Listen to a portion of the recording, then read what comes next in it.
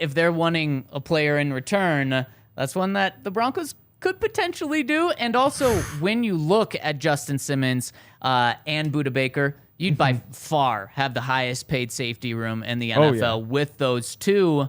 Could also save $10 million if you were to trade Justin Simmons. Now, I don't want to go too far down this road because I do not think that the Broncos would be doing this. And one of the reasons you would be doing it is how well Justin Simmons and Budda Baker fit together. Yeah. But these are some of the players and names that could be potentially thrown out there in a deal like this. And also the difference in what you said about trading Embiid for Jokic or something is assume that that player's coach is also coming over to Denver.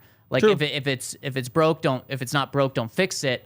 With Vance Joseph, you know that he knows how to work with Budda Baker. Obviously, Vance has also worked with Justin Simmons. I can't imagine Vance has any bad things to say about Justin Simmons as a player, as a person. But he's had tons of success with Budda Baker, and the Broncos did go and get his guy, Zach Allen, in free agency. I have to imagine that Vance Joseph being here does make it just more realistic that they go out and truly get Budda Baker. I'm putting this at 25% that it happens. Wow. So I guess you got to start with, like, what's the percentage that they trade him? I'll say it's like 66. Okay. Say 2-1 that they trade him. Boy, okay. I guess I was thinking more like 90%. Okay. But so maybe I do have to lower my odds then. Okay. So then you go from there to like, I think the Broncos would be the favorite. And the reason they wouldn't be is just because they've committed so much money and they don't have much for draft picks.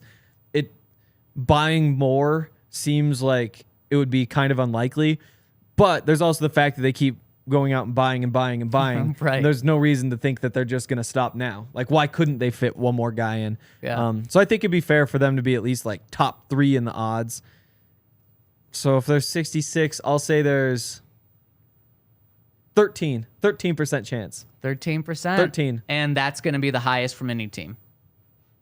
You're giving them there's the probably best odds. There's probably like two other teams maybe at 13 that are right around there. Yeah, it's probably like some ties. And that's why it's worth talking about. It's because the Broncos could legitimately make this thing happen. And just on top of it, with Sean Payton in town, you talk about buying, and spending, and making powerful moves. That's something he's going to do. Yeah. As he's clearly shown, he's not going to sit back and kind of let this thing play out for a year or two and then take his stand.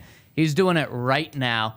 And no better way than to get 4-time consecutive All-Pro or Pro Bowler who's also an All-Pro as well.